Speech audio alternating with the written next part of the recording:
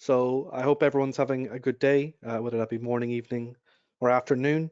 Today's webinar, everything to know about sample size determination in around 1 hour, kind of missing there.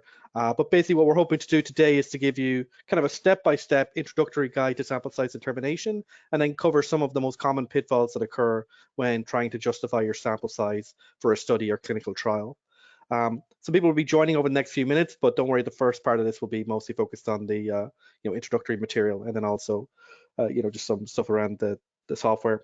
Obviously, today's webinar is sponsored by nQuery, who are a part of the Dynamics family, and we will go through some practical examples of doing sample size calculations in nQuery later on in this webinar to give you a practical overview of how that would work, and kind of also illustrate some of those pitfalls in a real sense and compared to like an actual study that was conducted. Before we get started, there's usually some commonly asked questions.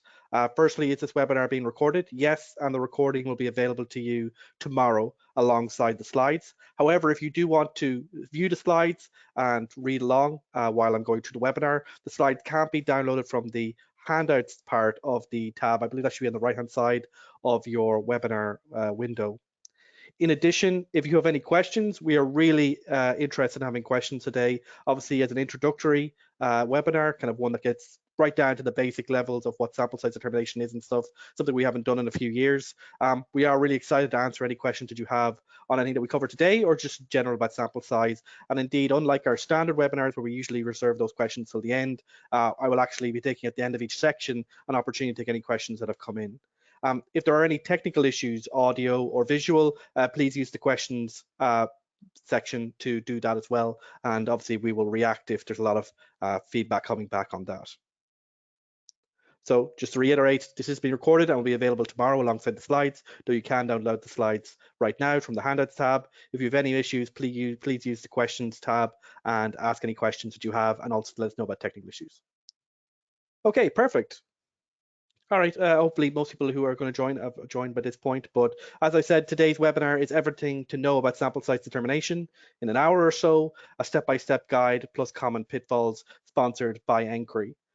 Before we go any further, I just want to introduce myself. Obviously, I am Ronan Fitzpatrick. I'm the head of statistics and research here at nQuery. I've been at nQuery for over 10 years at this point, so I had a lot of experiences and a lot of changes that we've had in the product and in the company over that time. I'm very excited to talk about sample size. I'm always happy to talk about this topic and many of the more advanced topics that we cover in our monthly webinar series, ranging from adaptive design to count models to survival analysis and so on and so forth, between myself and my colleagues. In terms of the agenda for today, we'll start with sample size determination. Just make sure everyone knows what we're talking about today, like what is sample size, how do you determine it, what are the kind of basic concepts there. And then we'll go through a step-by-step guide to sample size, what we often refer to as the 5 essential steps to sample size in our marketing material. And then what we're going to do for the back half of the webinar is kind of go through some common sample size pitfalls, and that's where we're going to get into like a practical demonstration in nQuery, kind of showing what the actual real cost of those pitfalls can be in terms of increased sample size compared to where you should be. And obviously at the end there'll be time for conclusion discussion. As I mentioned, questions are welcome throughout, and if there are a lot of questions come in the middle of the webinar, I'm actually going to take an opportunity to do those during the webinar rather than at the end as we typically do. Obviously, given how many there are and stuff, the other sections might be attenuated a bit to make up for the time. As mentioned, today's webinar is part of part of nQuery, your complete solution for optimizing your clinical trial design from preclinical research, early phase, with obviously the major focus and obviously where nQuery kind of got its name when it was first developed over 25 years ago, sample size for confirmatory phase 3 trials for a variety of different scenarios, with recent developments focusing on Bayesian sample size and adaptive designs such as group sequential design and multi-arm, multi-stage designs. If you're interested in purchasing nQuery or you already have a license for nQuery, just be aware nQuery is a tiered product where base is where we have the fixed term sample size and power calculations for a wide variety of scenarios, and we're making updates to that in every update, which occur about twice a year. Plus is where we have our Bayesian features, Pro is where we have our adaptive features, and Expert is where we have our simulation features currently focused on milestone prediction. There's a URL there if you want to have any additional information on buying nQuery or the tiers there, and you'll have that within the slides if you choose to download them either from the handouts tab now, or they'll be provided alongside the recording at tomorrow. So sample size determination.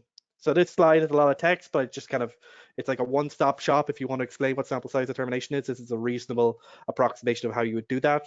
So obviously sample size determination is basically, okay, you have a clinical trial or you have a study, and there's obviously a lot of decisions that go into that, like your exclusion inclusion criteria, your statistical model, your design, like how many groups you're going to compare, etc. But one of the small choices that you have is, okay, how many people do I need to recruit in my study? And what is the appropriate sample size for my study, as we would say. And obviously, appropriate could mean many different things, but that's where obviously the sample size determination process comes in to help answer that question. And what we want effectively typically is a minimum sample size that is expected to give us a reasonable chance of getting a trial success. And obviously, in the context of a confirmatory trial, that would typically be a significant p-value based on the FDA's guidance at several points of 0.025 type 1 error, which is equivalent to basically 0.025 p-value threshold. Obviously, that isn't the only criteria for success. We'll talk about throughout, but it's probably by far the most common one and the most relevant for most of you here.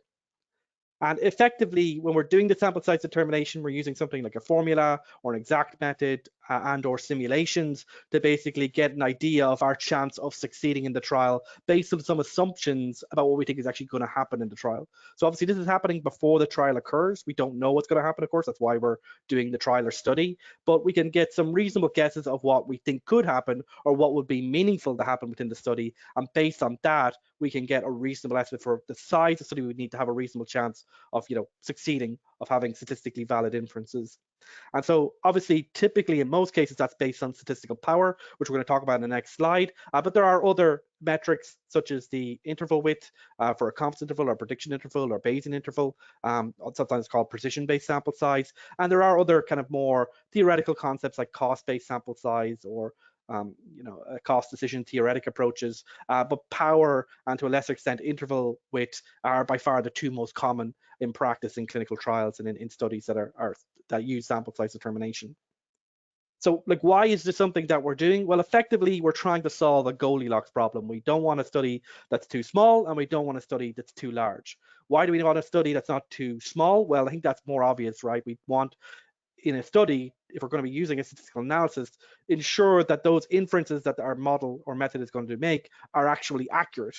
And obviously, if you don't have sufficient power or you don't have a sufficiently sized sample size, your study could give erroneous results, which is not only bad in terms of creating like wrong analyses out there in the real world, but are also, wasting, the effort that participants, like, subjects in a clinical trial have taken to enter into your study. It's kind of a break of the bond there between them. And obviously that's incredibly unacceptable in a clinical trial. And that's why, for example, in phase 3 trials, but increasingly in phase 2 and to a lesser extent phase 1, the FDA or other regulatory agency is typically going to require some form of sample size justification. And in extreme cases, and would be less common in clinical trials, perhaps more in scientific research like psychology or preclinical research.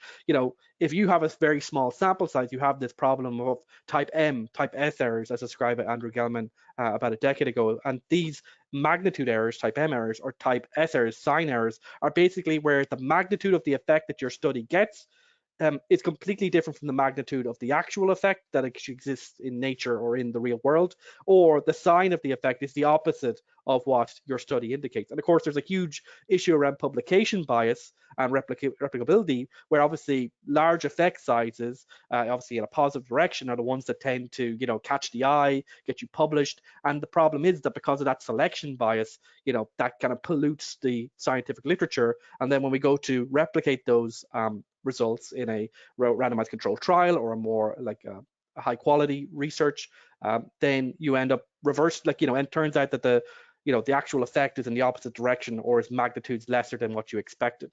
Now, in theory, it could be magnitudes better, of course, if you had a small effect, but those don't get published. So it's usually the problem of, a large effect becoming much smaller or actually going in the opposite direction. Obviously, a huge problem, if you come to the conclusion that drug reduces mortality and it actually turns out it increases mortality, something that we obviously want to avoid, and why, randomized controlled trials that are adequately powered are such a standard feature of the clinical trial process if you're involved in that.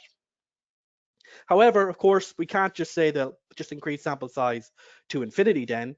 We do know that as you increase sample size, that's obviously going to increase the cost of the study. But I think in many cases, as importantly, it's going to increase the length of the study because, subjects don't appear from thin air. There's a recruitment process. You have to get hospitals involved. You obviously have a huge infrastructure just around creating the function of the study and actually getting people into that study in the first place. And obviously, for certain cases like rare diseases or pediatrics or similar areas, that becomes even more so. And so you have a situation where obviously you can't just have the sample size go to infinity. You need to have an upper limit, like a balancing act between, having a good chance of making statistically valid inferences, but also the reality of the study. And of course, in a clinical trial where we're trying out new treatments, we're trying out new therapeutics, obviously there is always an opportunity cost where if we're giving someone a treatment which hasn't been verified to be effective yet, or to a lesser extent be safe yet, that's obviously a treatment they're getting instead of oftentimes, a treatment we know is effective based on previous clinical research and previous clinical trials. So there's obviously an opportunity cost there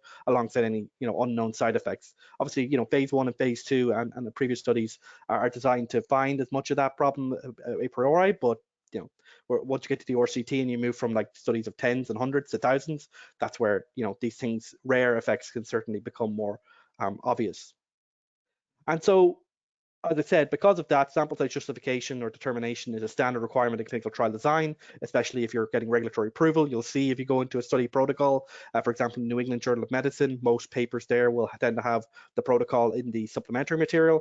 You'll go in there and you'll see under statistical issues section typically, or just its own individual section, sample size and power or sample size determination or something like that, which will give you how that paper justified that. Although I would say there's plenty of meta-analyses and other literature research that shows that the quality of those can vary. And certainly I've gone through a lot of studies and they can vary in terms of how much information they provide and sometimes how, how quality the quality of the method that they use to get to that sample size. But I would say, particularly as I say, less so in clinical trials, but certainly if you move into preclinical research, especially areas like neuroscience, areas like psychology, bench science, areas like that, the literature still continues to be full of studies which are woefully undersized to make the inferences that they're claiming to make if they're planning to use these kind of standard statistical methods like t-test or ANOVA or whatever. And I think it's a huge problem that it links in with other problems like the replicability crisis and obviously these type M, like these publication bias or the kind of selection bias from publication bias. And it's a whole big problem basically that justifying your sample size is one small part that could help improve that. And it's obviously something that we would love to see more of. So obviously, you have this Goldilocks problem. Well, how do you balance those competing effects? And effectively, you can think of it basically in terms of those type 1 errors and those type 2 errors. So basically, type 1 error is basically where you say it's effective, but it's not effective. A type error is when you say it's not effective, but it is effective. But instead of taking that type 2 error, we usually talk about statistical power, which is like the probability of rejecting the null hypothesis, finding a significant result, given a specific alternative hypothesis. So we need to specify what we think is actually going to happen, which is different from just using a kind of standard null hypothesis test, where obviously we only need to worry about the null. In this, for sample size calculations, we'll usually need to determine, okay, here's what we think is actually going to happen in the study, or at least what we think will be clinically meaningful in the study. And in effect, that's what statistical power is, basically the probability of rejecting the null under a specific alternative. And the specific alternative might include the effect size, but also a number of other assumptions regarding nuisance parameters like the variance or overdispersion or survival or accrual patterns, etc. And if you're thinking just an hypothesis testing, kind of you think about your 2x2 grid of your type 1 errors, type 2 errors, it's basically 1 minus your type 2 error in the hypothesis testing framework. As I said, in practice, really, in a more informal basis, it might just be easier to think of power as, the probability of getting significant p-value given a specified effect size plus some other assumptions. So if you want to explain it in a more human way, or that's a bit outside the hypothesis section, that might be a useful way of thinking about it. And I will briefly note that while statistical power is pretty much exclusively associated with the hypothesis testing framework, there is really nothing that's stopping you from having some other success criterion. If you're willing to define what a success would mean, like say, a threshold for the Bayes factor of like above 20 or 30 or something like that, and you're willing to make an assumption about an alternative hypothesis or what you think is going to happen in the study, then power really could have a broader meaning of just like your chance of having a successful trial given that specific alternative. And I suppose really just important to note, and I included again at the end just for clarity, power in terms of its importance for studies is really a pre-trial metric. Post-hoc power, I know there's been some backboard literature, but I have certainly fallen on the side that post-hoc power is effectively just rearranging the deck chairs for the p-value, and basically power and p-value after the studies are basically the same thing. So not really that valuable a criterion or valuable at all, and often leads to more confusion than understanding, in my opinion.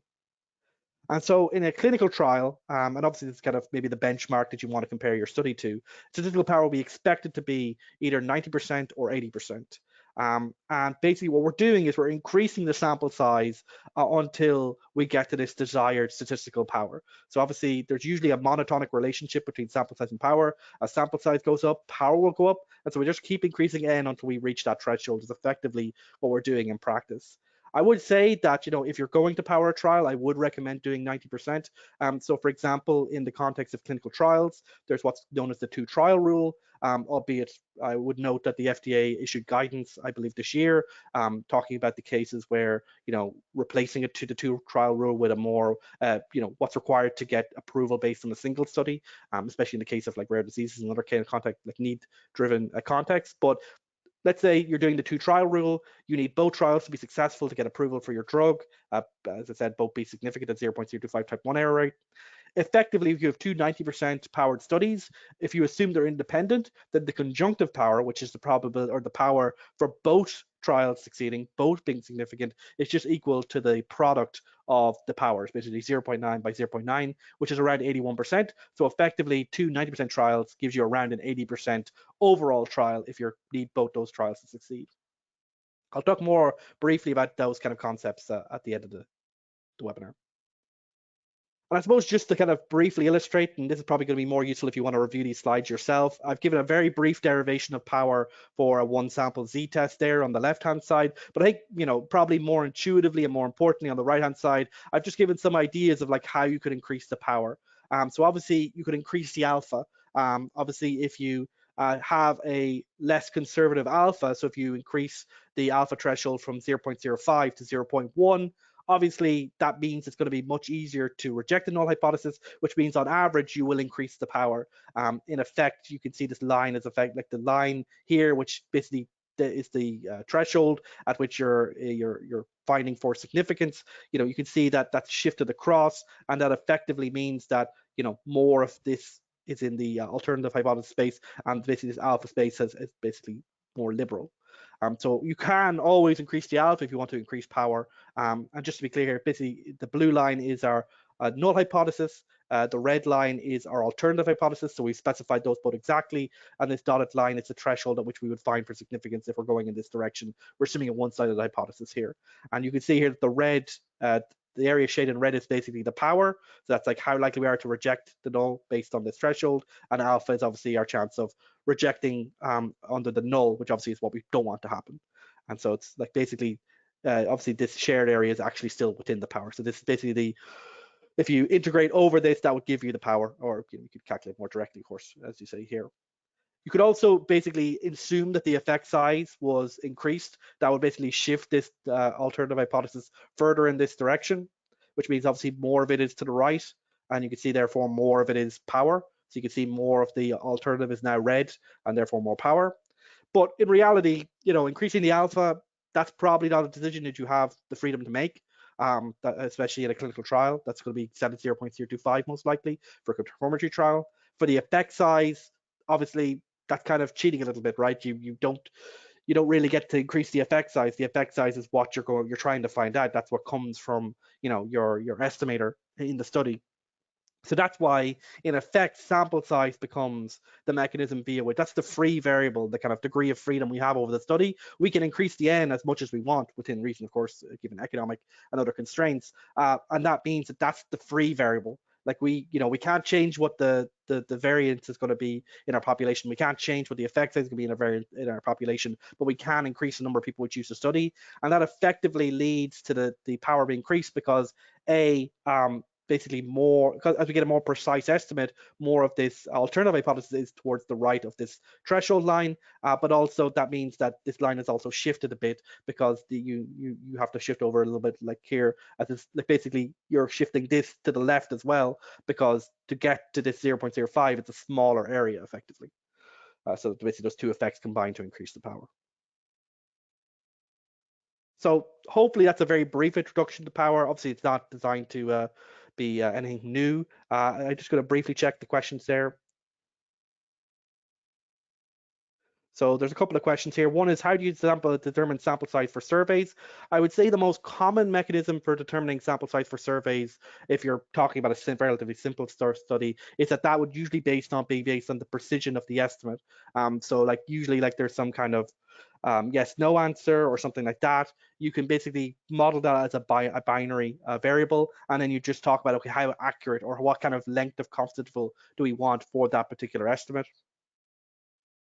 And how do you determine sample size for studies with multiple dependent variables? Well, that would depend on whether you're powering for multiple dependent variables or whether you're powering for a treatment effect in the presence of additional dependent variables. If you're powering for multiple dependent variables in the sense of you actually want all of them to be significant, then that in the context of say using a linear regression, that might be you'd have multiple terms, and then you can do a power analysis for a given sample size for all of those terms, where each of them is defined individually, and that will also take account of the whatever correlation there is between them as well. If you're just doing a single, like just assume you have a treatment effect and then you have other covariates, it's quite easy to adjust your sample size, and actually talk about that later on about that as well. In that case, if you're talking about a fully like multi-variate approach, like something like MANOVA, that is also possible as well, but that's very complex usually, and I would say the juice isn't really very often worth the squeeze. I assume you were probably more talking about the case where you have multiple variables that you choose to, well, that's what's multiple independent variables. But if you have multiple dependent variables, then it's really getting into, are you using what your strategy for dealing with that is. If you're using, say, a gatekeeping procedure or something like that, that will also affect it. At that point, you're probably going to have to go to simulation. And then there's one final question. You discussed about composite endpoints. It isn't in the slides, but I will briefly show you one of the strategies available in nQuery for sample set for composite endpoints, but it will basically depend on whatever your composite endpoint strategy is. For example, I know there's like statistics like the win ratio or the win odds, but there's also like some prefer to just keep using an ordinal type model. So Frank Harrell would put forward for that.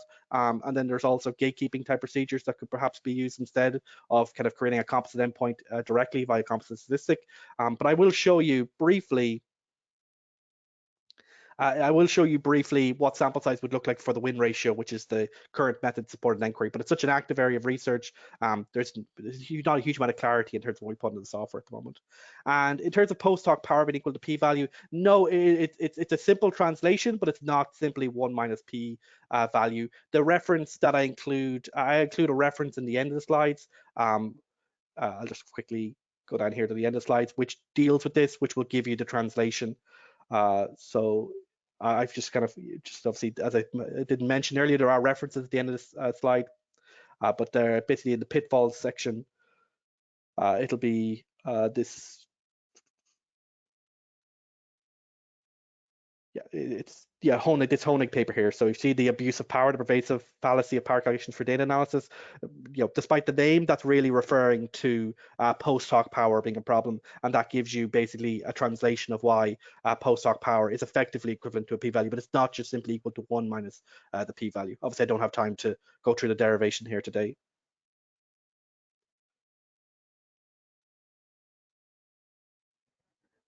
Great. And someone has asked, can you explain more on the effect size? That's a great leaping off point. I used to do intervarsity debating. It was always very convenient when someone asked you a question that led to the next section. I'm actually going to talk about the choice of effect size both in this section and in the final section as well.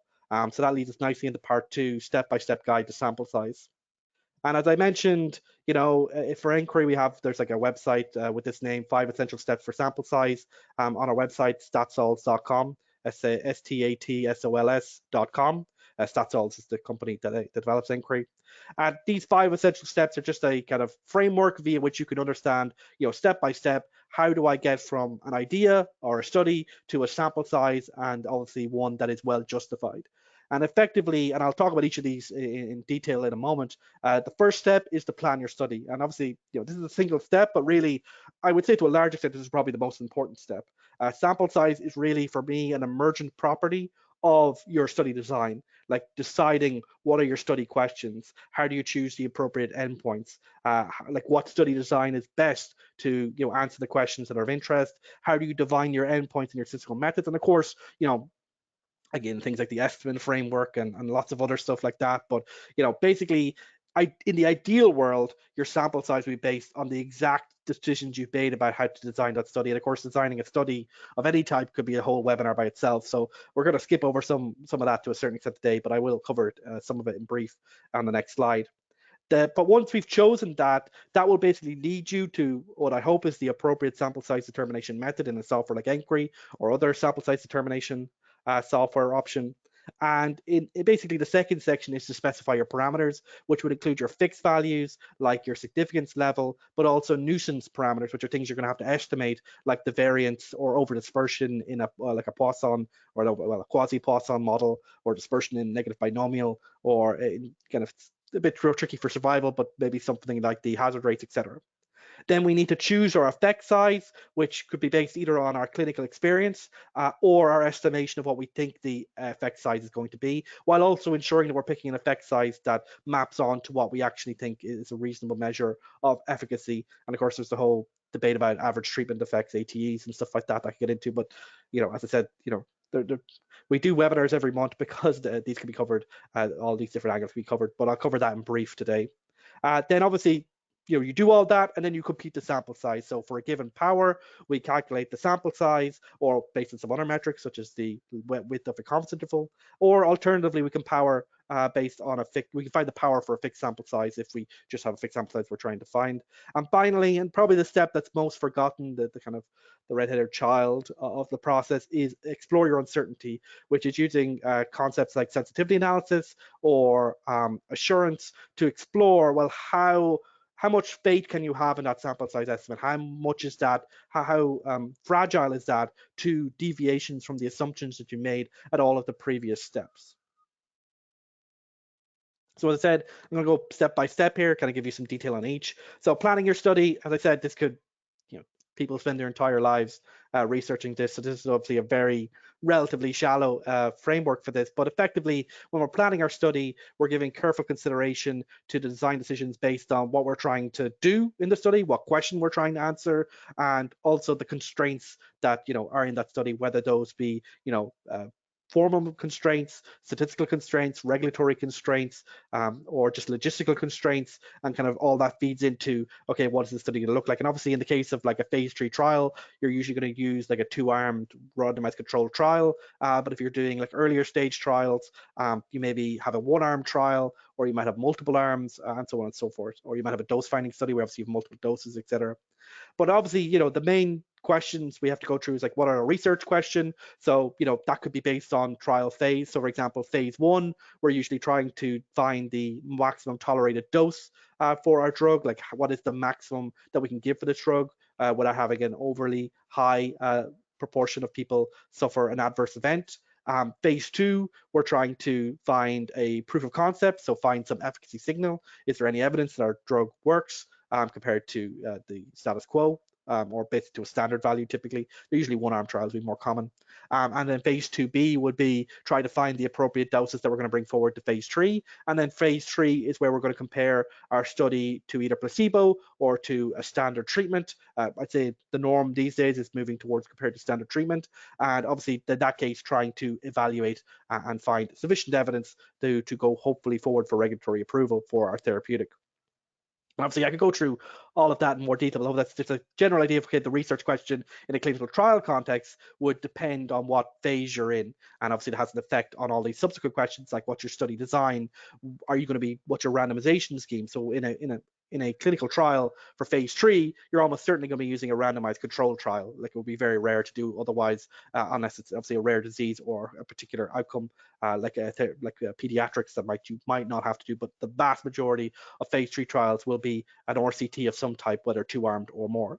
And then what are your endpoints of interest? So obviously, if we think about, say, oncology, we might in earlier phases be looking at safety endpoints, but at phase 2, we might use something like overall response rates. We might have a surrogate outcome that we're going to measure. Okay, how many people have a surrogate outcome? like a reduction in, say, white cell activity or some other response that we can measure as our objective response rate or overall response rate. But when we move to phase 3, the expectation is usually we're moving to the more gold standard endpoints, such as overall survival, or maybe progression-free survival if overall survival would take too much time, or perhaps both, where PFS might be a surrogate outcome we use for decision criteria earlier in the trial for, say, interim analyses, but OS is still the gold standard that we're using for final regulatory approval. And obviously then we have our estimators and measures. So that's things like the hazard ratio for survival, or the odds ratio, or risk ratio, or proportion difference for proportion, the mean difference for continuous data. It's like the difference in medians. Well, that's technically not the outcome for a Wilcoxon, but often called that. So basically defining our average treatment effect. How are we going to define that? And obviously the whole estimate framework we've done. We've done in collaboration with our friend Luis Rojas a couple of webinars on the estimate framework based at ICH 9E9 or 1. And if you're interested in that, I would definitely go back to our website, where the webinars, all our previous webinars, are available for free to watch back at your convenience. And then obviously, kind of finally, it's kind of your statistical model and your success criteria, which usually is a p-value. So statistical model might be Cox regression, or the log rank test for survival, chi-squared test or exact test for proportions, a Wilcoxon test, or a t-test or a z-test for continuous data, or maybe a linear regression model or mixed model for continuous data. And obviously, so many questions there that have to be answered. Obviously, can't kind of go through all of them today. And as I say, obviously in the context of clinical trials, usually a lot of these decisions are going to be highly influenced by best practice, but also the guidances and regulations that exist from entities such as the FDA in the US, but also the ICH, which is kind of the international agency, which kind of brings all of the regulatory agencies together to create these kind of globally accepted regulations on practice for all varieties, all aspects of clinical trials, and creating and analyzing them. ICH E9 is probably the one you might be most interested in if you want to know about power and the statistical aspects of clinical trials. And I said E9 or 1 is the one related to the estimate framework.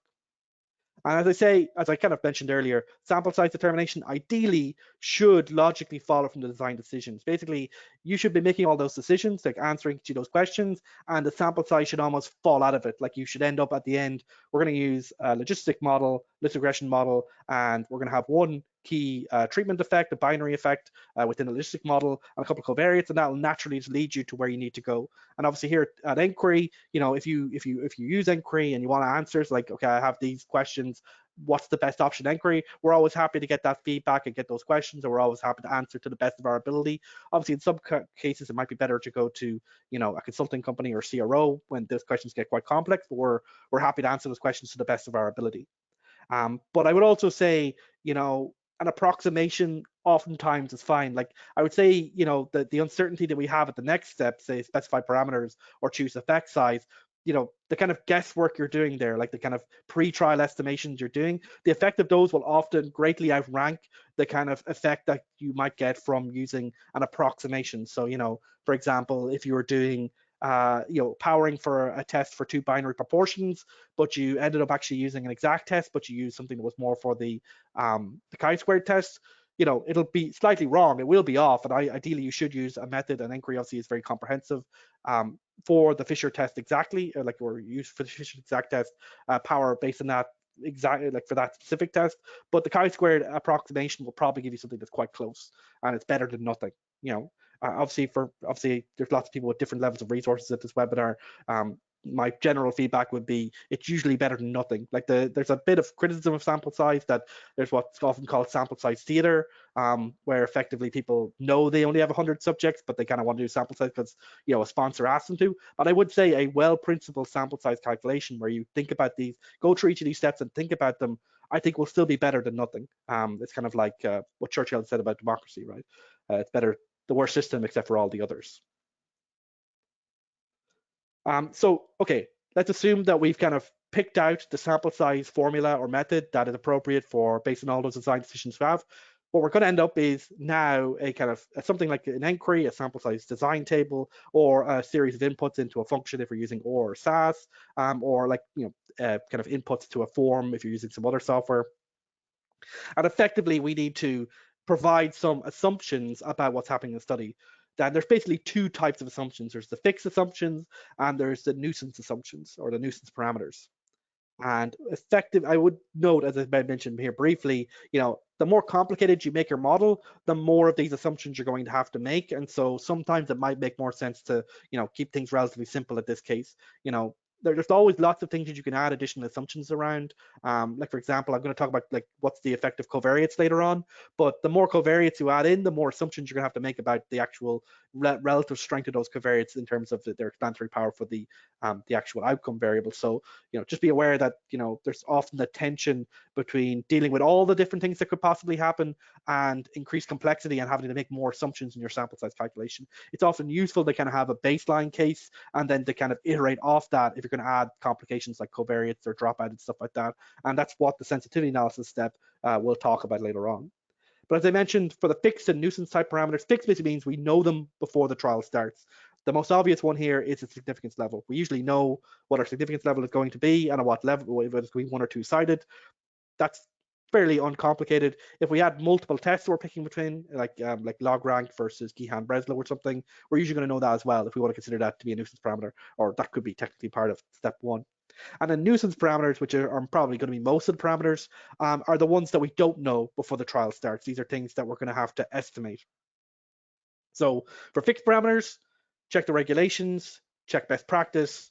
As I said, 0.025 one-sided is a good benchmark. That's obviously equivalent to 0.05 two-sided.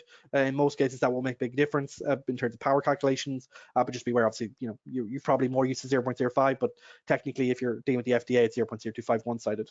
But nuisance parameters, what you're trying to do is find the best available estimate for the parameter based on whatever available resources you have to hand.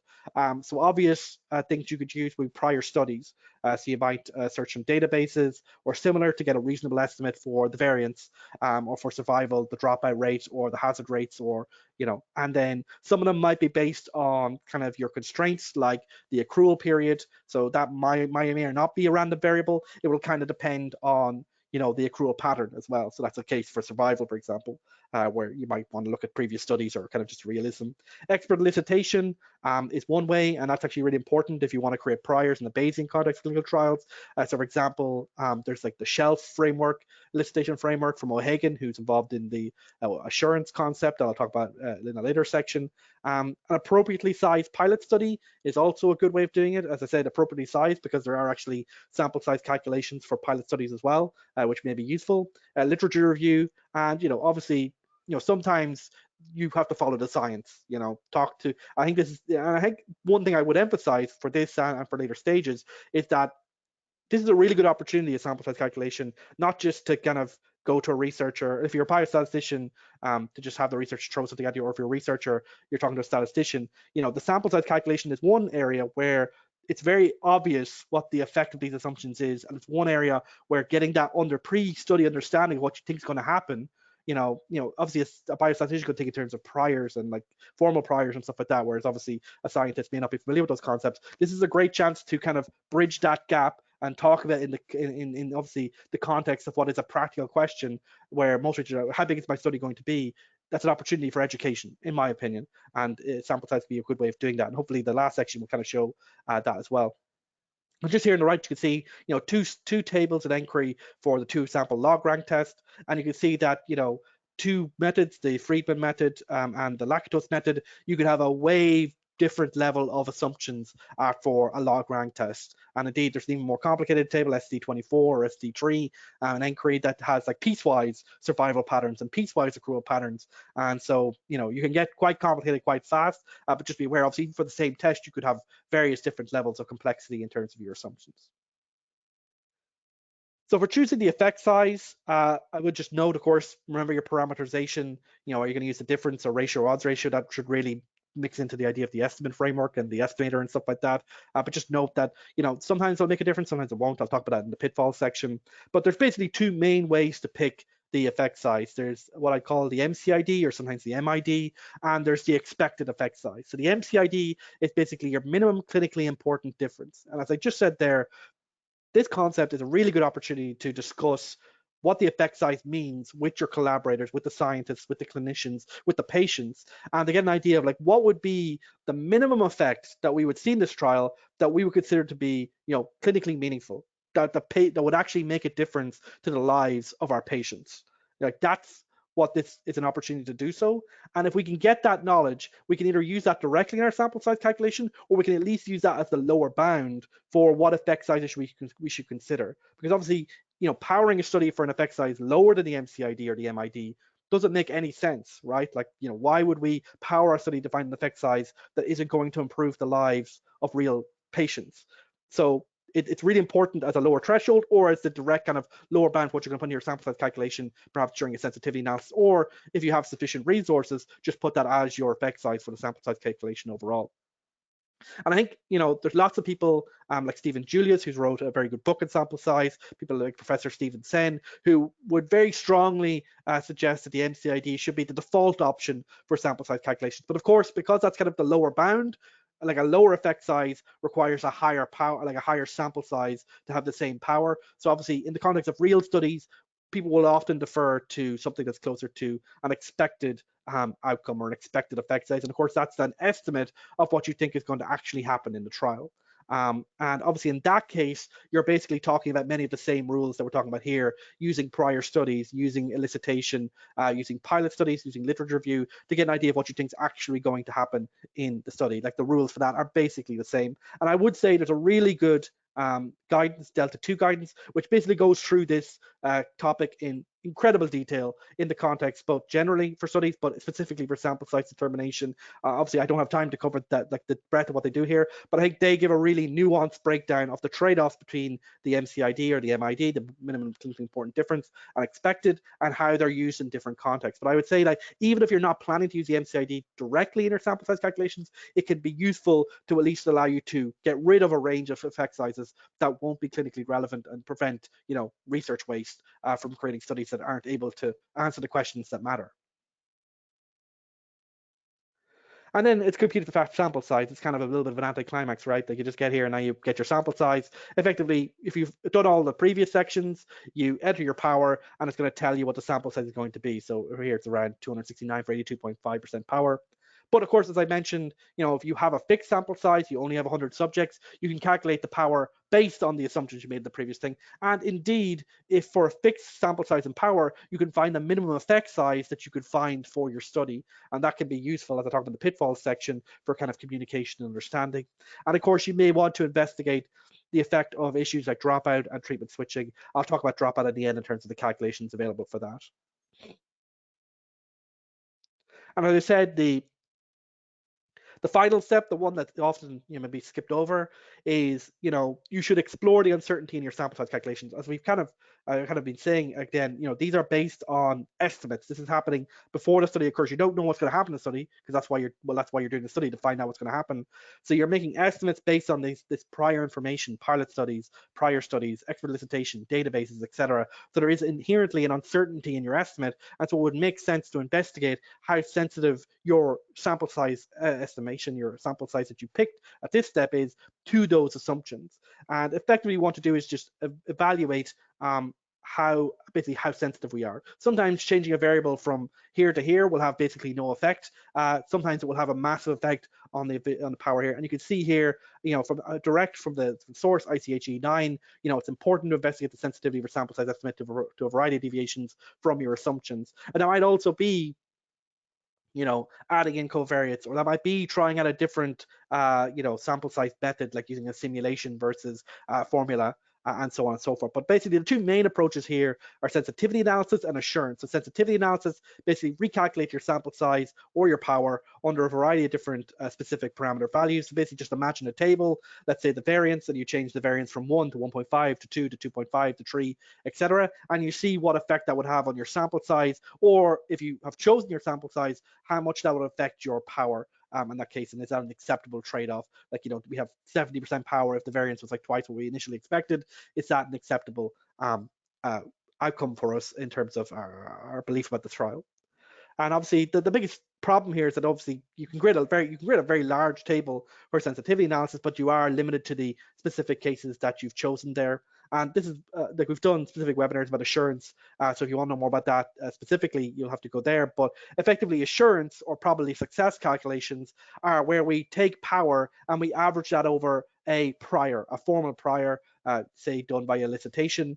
And then that's done for either one or more of the parameters that we specified at the earlier stages of sample size calculation. The effect size is the most common one for assurance calculation. And effectively, this allows us to summarize our uncertainty, not into like a table of like 15 specific scenarios, but into a statistical prior, which I know statisticians, we all love priors and our distributions and stuff. And basically to average power over that is to then give you an idea of the overall probability of success of the trial, given that uncertainty has been formalized into a distribution rather than into a table effectively. And so that's kind of another approach that could be useful. And perhaps some have argued could replace power overall. It's a replacement for power, but I would see assurance and probability success calculations in the context of sample size determination as more being a kind of more formalized sensitivity analysis than replacing the original power calculation. So I'm actually going to briefly, go through a couple of examples during the pitfalls section, but I just want to briefly show these here and just replicate this example first. I'll do this survival example later on in the context of the pitfalls section, but I just do want to briefly show nQuery, and then I'm going to come back to the questions that have come through in this section as well. So just to, obviously this example, you can see here's the actual quote from the text for this paper, which was evaluating Sebastian from the New England Journal of Medicine. And you can see a tabular summary of their sample size determination here on the right-hand side. And so if I go into this table in nQuery, MTT0, basically on the right-hand side, we have our assumptions for the sample size calculation. Each column is an independent sample size or power calculation, and the yellow rows are those that we can calculate for. So in this case, effect size, power, or sample size, and the white rows are the ones that are inputs. And in this case, actually, some of these inputs are optional, but in most cases, these will all be required. And so you can see in this case, the first row is the test significance level. At the two-sided level, picking one or two from this dropdown. The group 1 mean is equal to 15.3. I've just inferred that from the difference and the given quote for the control number of ventilator-free days, which is the outcome in this particular study. We have 10.6. We get an effect size, standard effect size about 2.45, and then for a power of 80%, we should get 262, which if we double that will give us the total sample size they provided here of 524. So that's how simple a sample size calculation can be here. And you can see here that obviously I can't go through this entire study, but obviously in this case, their outcome was ventilator-free days. And in this case, they chose to analyze that using a t-test. But of course, ventilator-free days, in this case, you could be talking about exacerbations potentially as one outcome in respiratory disease. You could have had like the proportion of successes, proportion of people who had an outcome or an exacerbation in one group versus the other. Which would be done using a chi-squared test. If you treat it like a recurring event, you could have used Boson. But in this case, a relatively simple t-test example that they chose to use. And as I said, that kind of keeps the sample size calculation pretty simple.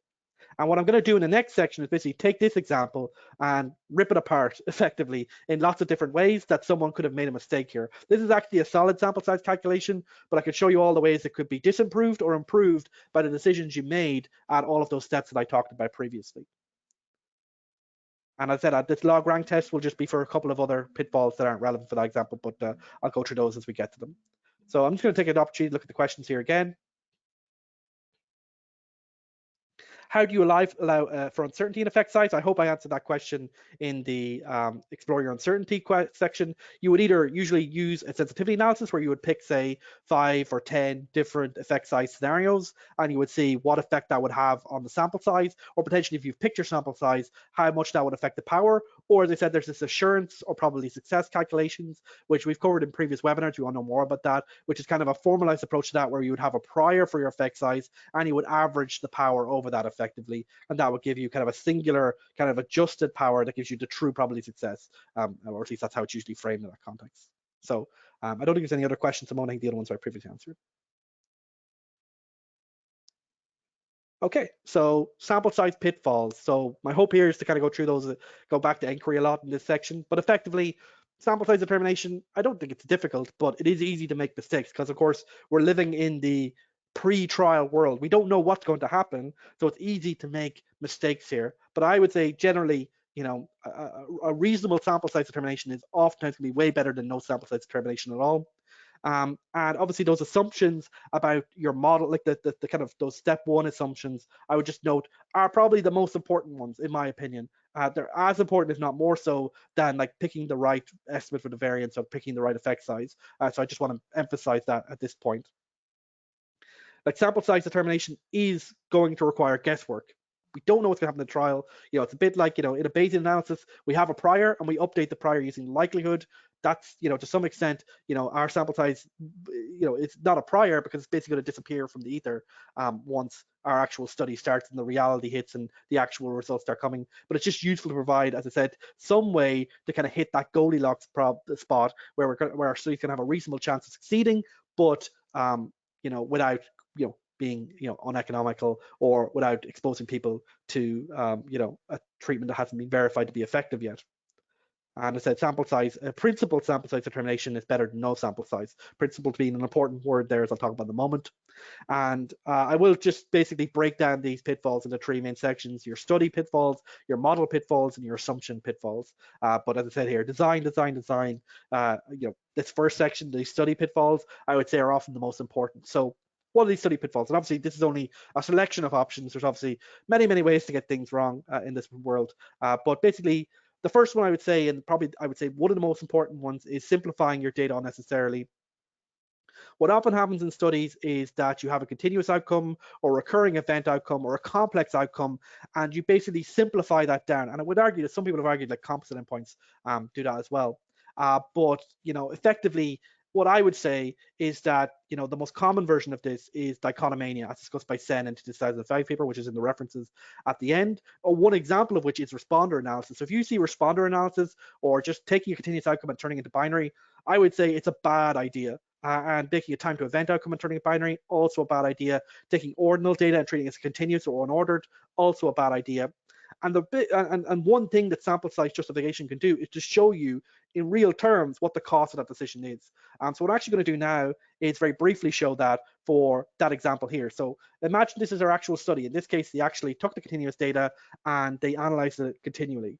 Now, if I was to ask you, okay, if I was to create a binary outcome, basically, if I was to basically say, if you're below this threshold, you are a success or you're a non-success, and if you're above it, you're a success. In this case, that would probably be the midpoint between our two effect sizes, right? Let's just assume that that's like we know what these two effect sizes are in our two groups, what we're expecting the number of ventilator-free days. So in this case, that would be 14 days, effectively. That's the midpoint between those. So if I say if you have more than 14 days ventilator-free days, you succeeded. If you had less, you failed. Like, so that's a binary outcome. Like, what would the effect of that be on the power? Well, it's actually not great, is what I would say. I'm going to spare you the detail, but I will provide this OR file that does this calculation for you. But effectively, you use the CDF normal distribution, where we take our 12.7, our two means. Obviously, we know our standard deviation in each group is 14, and 14 is the threshold here that we want to be above. So basically, we're saying here, if our mean is 12.7 with a standard deviation of 10.6, what's the probability I'm going to be below 14? And then in this case, what am I going to be below 14 here again? And if I calculate those in OR, I'm just obviously using OR here for a second, you'll see that's around 0.4511 and 0.5448. So if we do this, and this is actually can be shown to be the most powerful version of this dichotomization of turning these continuous outcomes into binary outcomes, that's the best that you can do. But if I was to do that sample size calculation for using those two proportions of 0.5411 and so 0.4512 and 0.5488, we would see that this has a pretty overall, I would say, bad effect on our sample size calculation. So if we go to the group 1 proportion, which is now 0.4512, and we are group 2 proportion of 0.5488,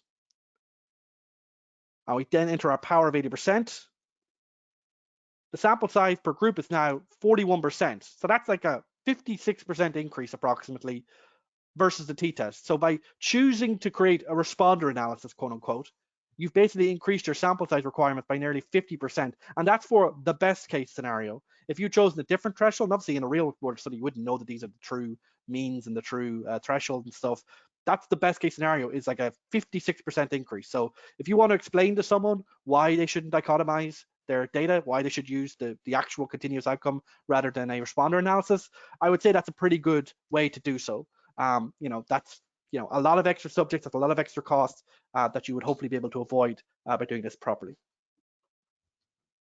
So hopefully that's a very quick illustration of why dichotomania is bad. But obviously, some of these other issues like turning survival data into binary data would have a similar issue.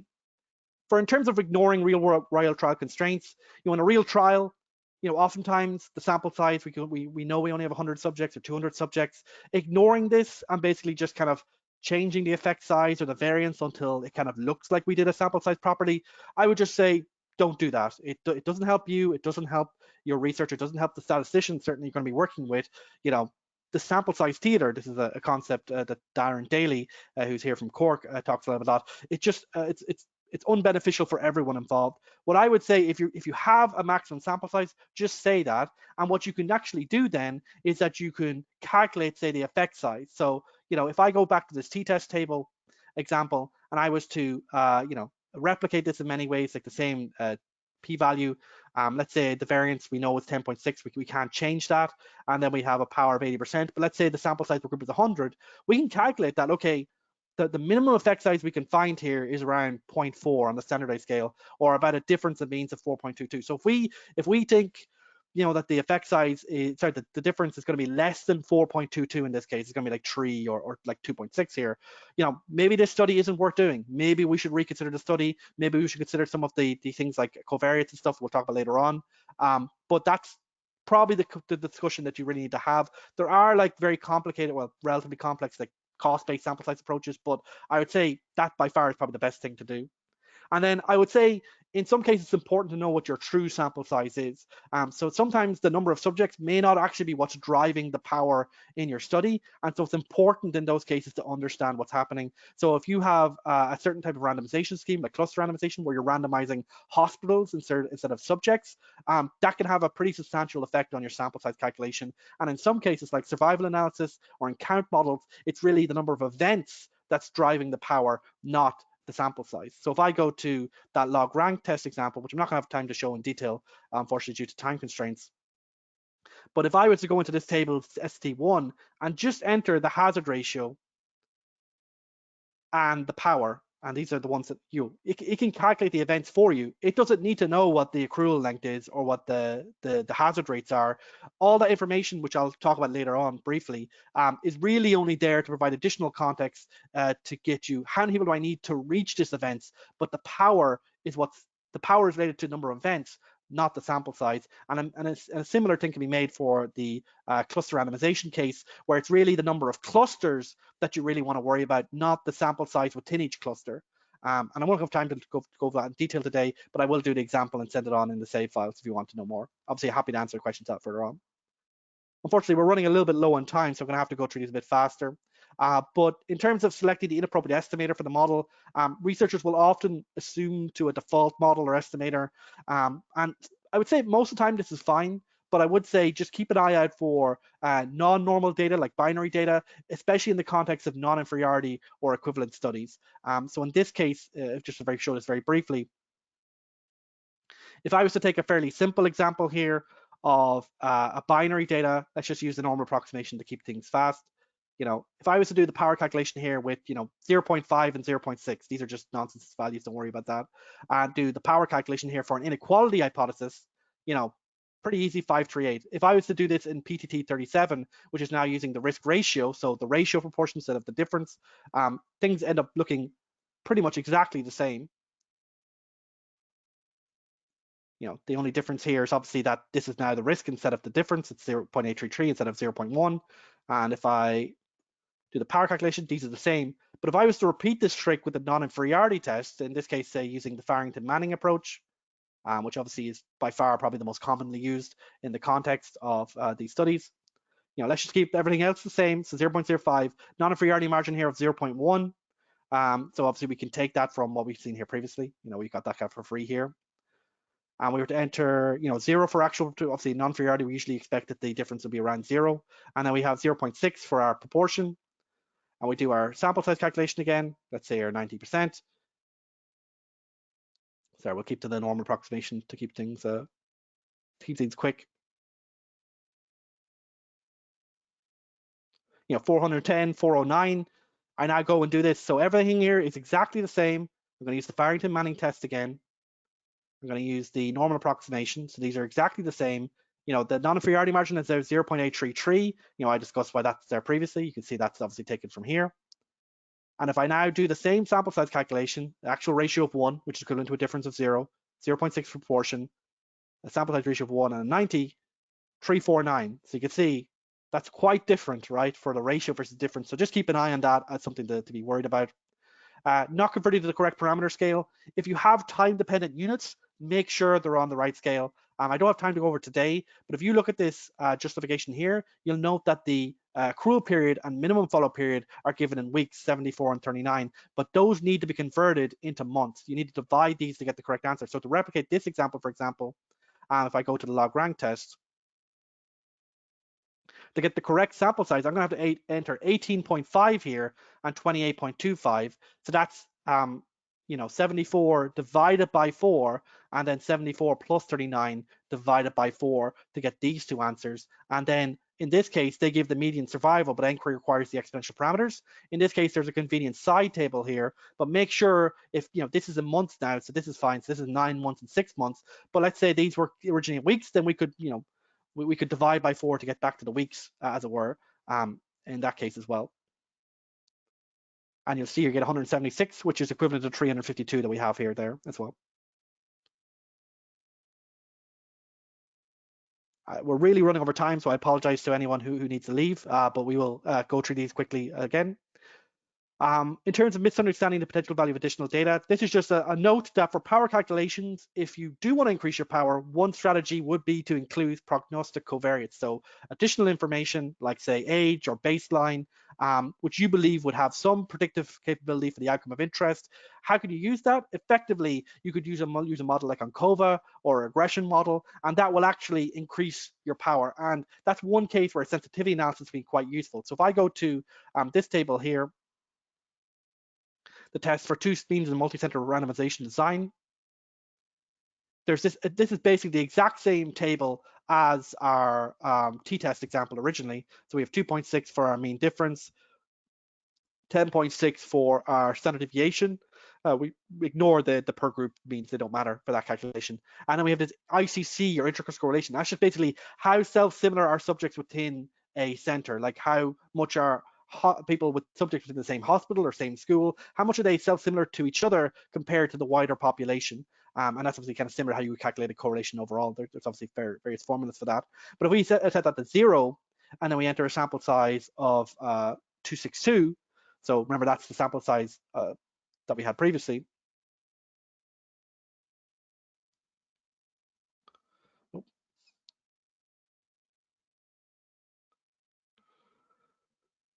Oh, sorry, it should be the total there, of course. I apologize. So it's 262 times 2. Which I can just get here quickly.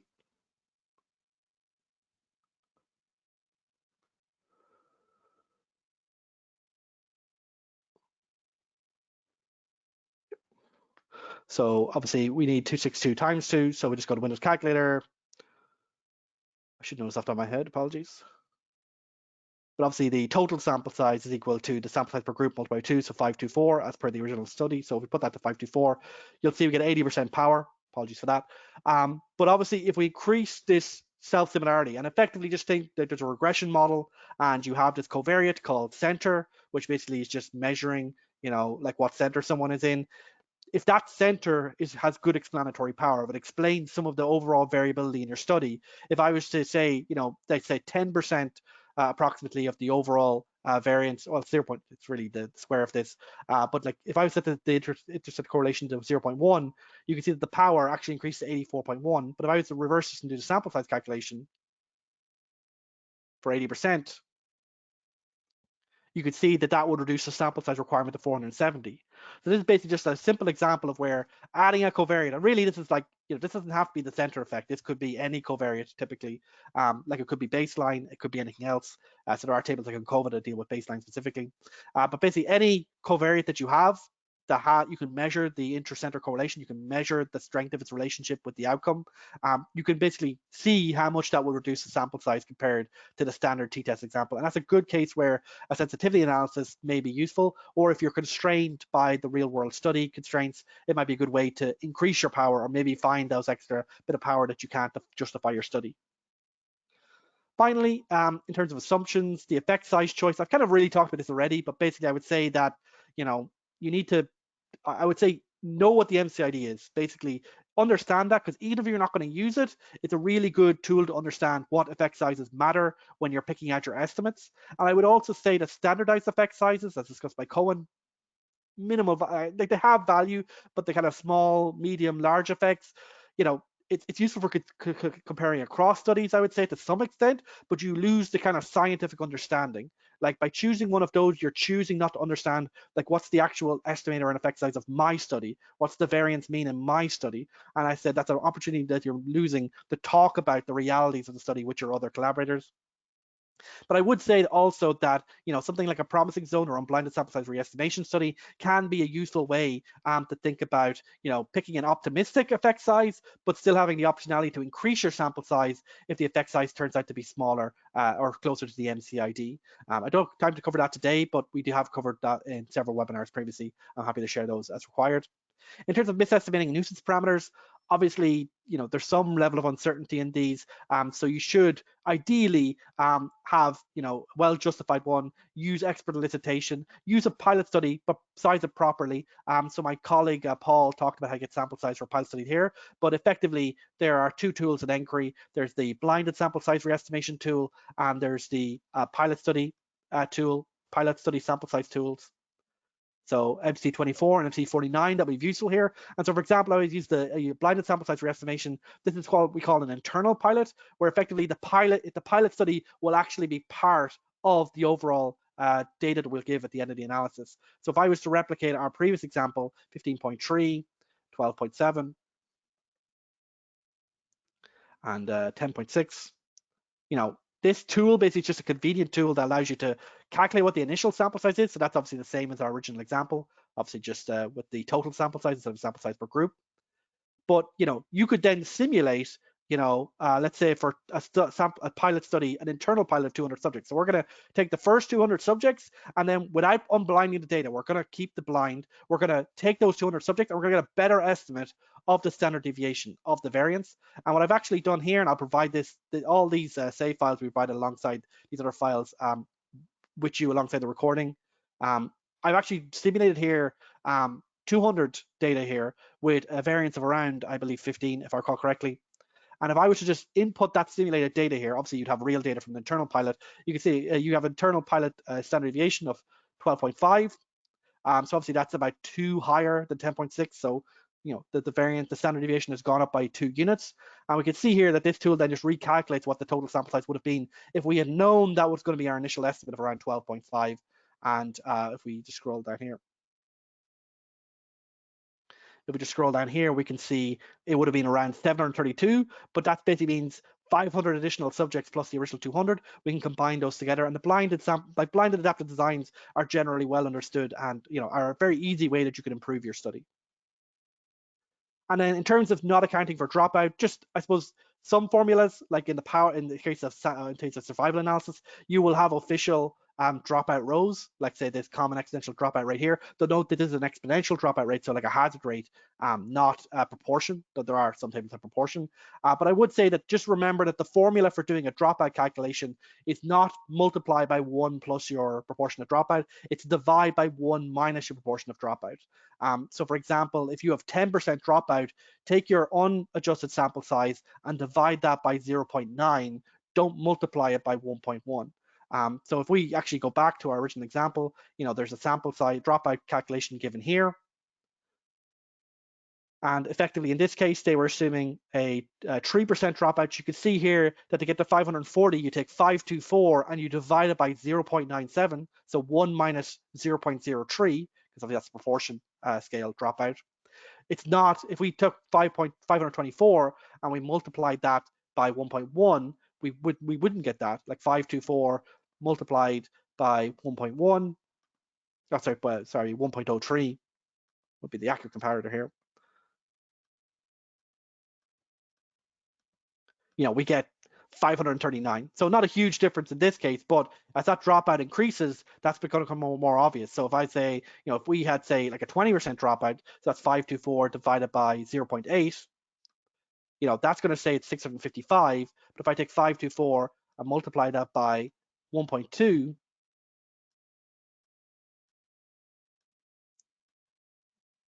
that's starting to get a little bit bigger. So, it's not like that approximation isn't wrong. It's not going to give you way wrong, but it can lead you astray, especially as sample sizes start to increase. That effect's going to get much larger, and as the dropout increases as well. So just a small note to use this formula where you divide by 1 minus proportion, you don't multiply by 1 proportion. So divide by 0.8, not by 1.2, so on. And here's just some other issues. Sample size rule of thumbs, they're okay, but I would say if you can do a sample size justification based on a formula or method or simulation, I would definitely prefer that over 10 10 subjects per variable or something like that. Post hoc power, as I said, doesn't really add any extra value. I would generally just say don't do it. If you have multiple studies or endpoints, I would say understand what your strategy is, and that also includes composite endpoints. Unfortunately, I won't have time to cover composite endpoints here today, but we do have a webinar that I think covered that briefly. I can provide that. I'm actually going to answer every every question here by email as well after today. So don't worry if I don't get to your question fully. But do understand between conjunctive and disjunctive power. Like that's like the power for all your trials succeeding or all your endpoints succeeding, or just one of them, or like 1 or 2 or whatever your amount is. That will have a very significant effect on your power and all your type 1 error. Finally, way beyond the scope of today's webinar, we've covered this in previous webinars. Do consider adaptive design. It's obviously one of the areas that nQuery focused on recently. It's a way that you can significantly reduce your expected sample size, and there's a really good resource developed recently called Panda. It's included in the references here at the end. At the very end here, you can see panda.chef ACUK, which goes through adaptive design in a really easy to understand. It's a really great resource. I highly recommend it. But just to say, one example, Jennison, who's one of the more famous researchers in the space of adaptive designs, he wrote Jennison Turnbull's book on group sequential design. A simple group sequential design, one of the simplest adaptive designs, could reduce your expected sample size by 30% compared to an equivalent fixed term trial, with only a 5% maximum n increase. So your maximum n will increase by 5%, but you'll end up reducing your total sample size or your expected sample size if it turns out that your drug really works or your drug is quite bad, by around 30%. So, and obviously complex design, there's a whole world of stuff we go into in terms of the FDA adaptive guidance. And obviously, I said the big rules, if you're going to go into more complex area, make sure that you compare that study against the equivalent fixed term trial or the equivalent simpler adaptive design. So if you're doing like sample size re-estimation compared to the equivalent group sequential design. And also keep in mind the things that are important to the FDA, things like pre-specification, using simulation to justify your study and such. And obviously, as I said here, sample size determination is one important aspect of study design to create valid inferences, usually based on statistical power. Hopefully the 5 essential steps here will help you to get an idea of how to do a sample size in a structured way and communicate to people who may be less familiar on how to do sample size, plan your study, specify your parameters, choose your effect size, compute effect size, explore your uncertainty. It's easy to make mistakes during sample size determination, so hopefully today's webinar will allow you to avoid those, and obviously carefully consider your design choices at each stage and evaluate the effect of alternative approaches and methods and incorrect assumptions. By the way, if you're interested in using nQuery, whether you don't have nQuery at all right now or you're using one of the lower tiers of nQuery, you can try nQuery for free for 14 days, email only, no additional things. You'll get a link that you can try nQuery within your browser from statsolves.com/trial. And the email for us is info@statsolves.com if you had any additional questions that you didn't get the answer during today's webinar. I just want to say I apologize for running significantly over today. I think there was a lot of questions, which is actually a good sign. But I'm going to answer a couple of questions here. So one question asking about the win ratio, one question asking about dropout. So we don't have a webinar that specifically talks about dropout.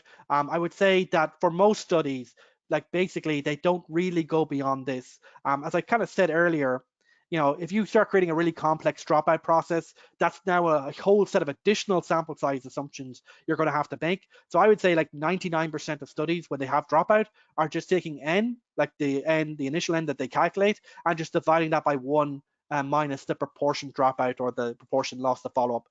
So like, they divide by 0.8 for 20% dropout. They divide by 0.9 for 90% drop, for 10% dropout. For 5% dropout, they divide by 0.95. Just 1 minus the proportion of dropout. For more complicated models like survival, you will see sometimes there is an additional row for things like dropout, but in most cases those are really just quite similar. So effectively, this dropout row is effectively equivalent to specifying the hazard rate or the exponential parameter. It's just an additional assumption you're making there. So for example, if I said, after 12 months, I thought the proportion of dropout would be 5%, I could just say, 0.95 after 12 months for the proportion surviving. That's equivalent to an exponential parameter of around 0.004. Once again, it's important that's on the same time scale unit as well. All time scale units need to be on the same scale. And for the win ratio, obviously, just for the one person who asked about it, the option for win ratio, if you want to investigate an nQuery, is PTT 41 or PTT 42. This is for kind of just a standard or like 2-arm trial. If you want a stratified trial, there's also an option there as well. And then effectively for sample size calculations, all you need to know or specify is your estimate for the proportion of wins, the proportion of losses, and the proportion of ties.